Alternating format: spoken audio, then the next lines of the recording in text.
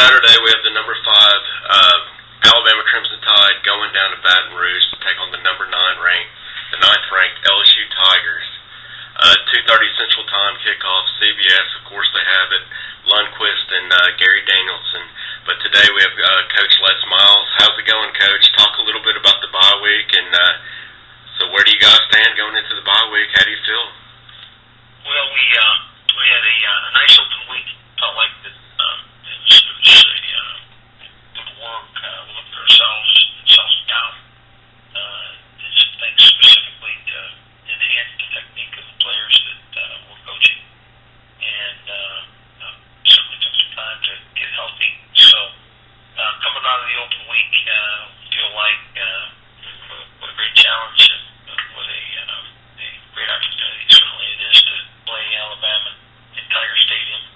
Alabama's a very talented football team, well prepared. Coach Saban's done a magnificent job there, and our guys are looking forward to playing. It's going to be a great game to be around, and certainly very representative of college football.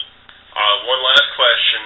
All jokes aside, of course, you got your Minnesota or your Michigan background, and Fulmer was in the news today with the Minnesota background. It's not the little brown jug, but talk about Alabama versus LSU.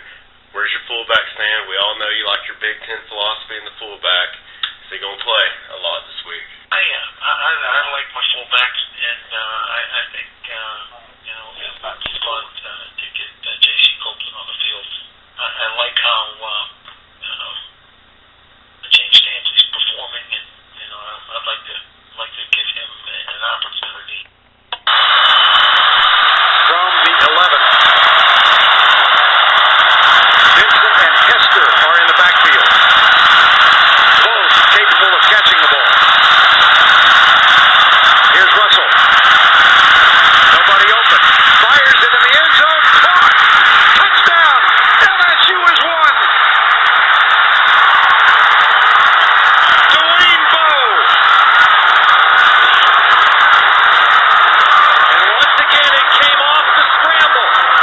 Jamarcus Russell has made many big throws today when he has left the pocket and improvised.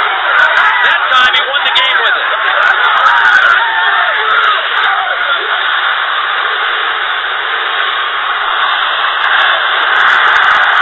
The dream season ends for Alabama at home. Well, that was the flashback to 2005. Of course, that was the first season for Les Miles in the Southeastern Conference, and he defeated Mike Shula in overtime to end Alabama's dream season, like Vern Lundquist just stated. First time I've ever looked at that game since. It was a heartbreaker. I think that ranks up there side by side with this year's South Carolina's game. South Carolina's game is biggest heartbreakers recently for the Alabama Crimson Tide. What's going on, Nick Taylor? And thank you for Les Miles coming on for a few seconds today. Absolutely, we appreciate that. Coach Miles has been successful for us this year. I'll tell you what, that 08 game in Baton Rouge was a classic. No. That was 2005 when Russell won in overtime. Oh yeah, that's right. Also the 08 game and when we went,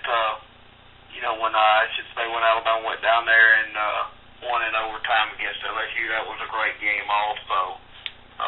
But yeah, Coach Miles is obviously becoming a constant topic of conversation with Michigan fans.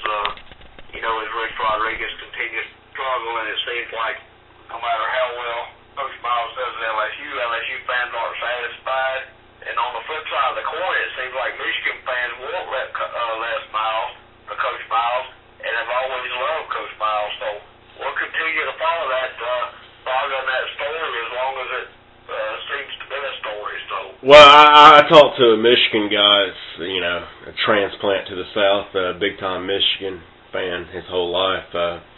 Everybody he talks to back home for him, I should say, in Michigan, they want Les Miles. They like his philosophy. They think it would be a good fit for the Wolverines. But we'll see how that plays out. But that's for January topics and February topics. So we'll get to. Absolutely. I only bring that up because of this Big Ten philosophy. You did a great job pointing out in the question of Coach Miles earlier.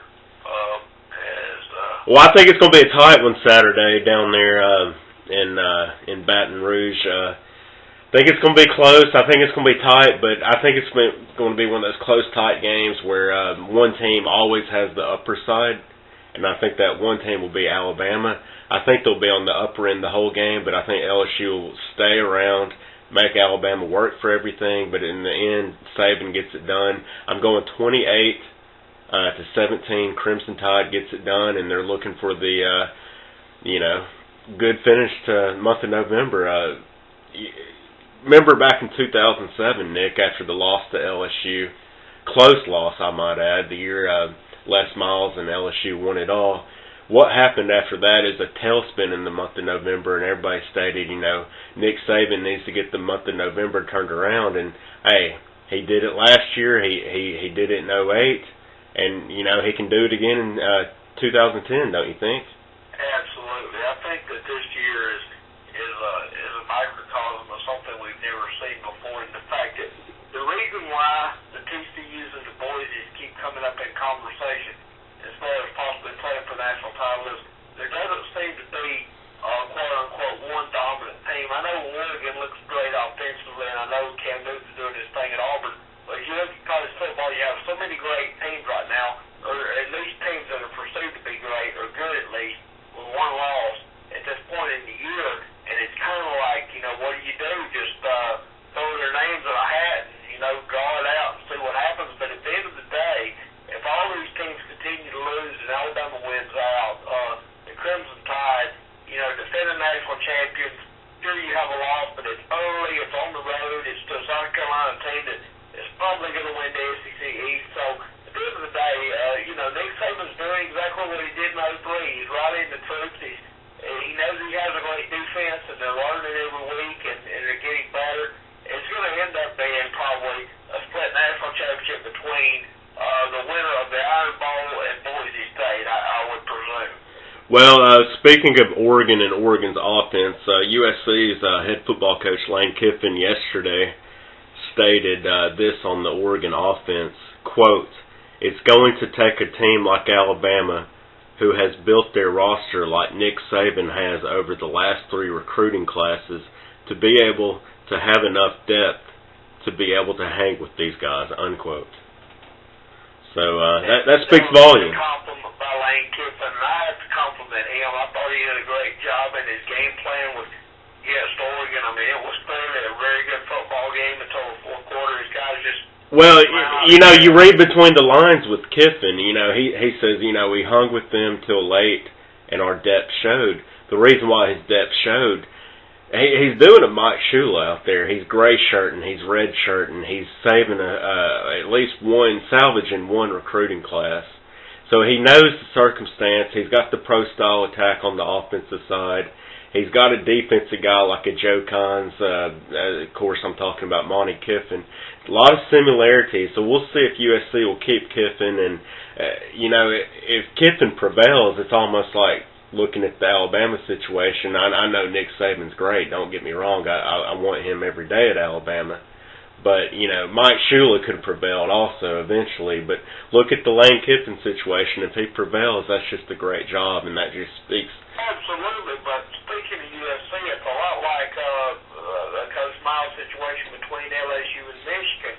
There's a lot of people in Southern California that would have that would give their life to see Jeff Fisher come back to Southern Cal, and obviously there's been some, I guess feathers ruffled over the years with him at Tennessee. So with the Titans, of course, I'm referring. So you just never know with that. I mean, they have a new AD now. You just never know what they're going to do. But I definitely think Coach Kiffin's a very good coach, and he's proven that by what he is doing at Southern Cal. Let's not forget he brought in Matt Barkley, a lot of those great players, because he recruited a lot of them long before he ever went to the Oakland Raiders. So.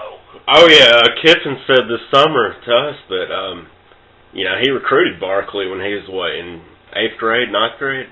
Yeah, I believe it was, but he couldn't release that information, obviously, that he was trying to recruit him because of him being a young prospect. But yes, he started going to his games.